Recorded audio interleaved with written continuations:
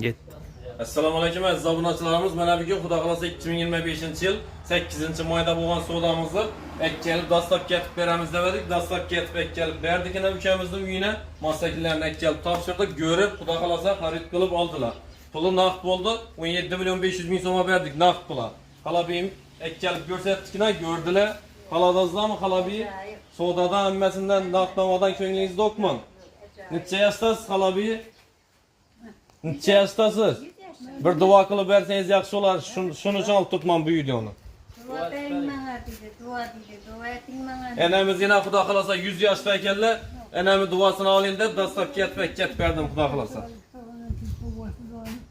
Allah sana yüzgeyse tak salamet yüzgeyse falan.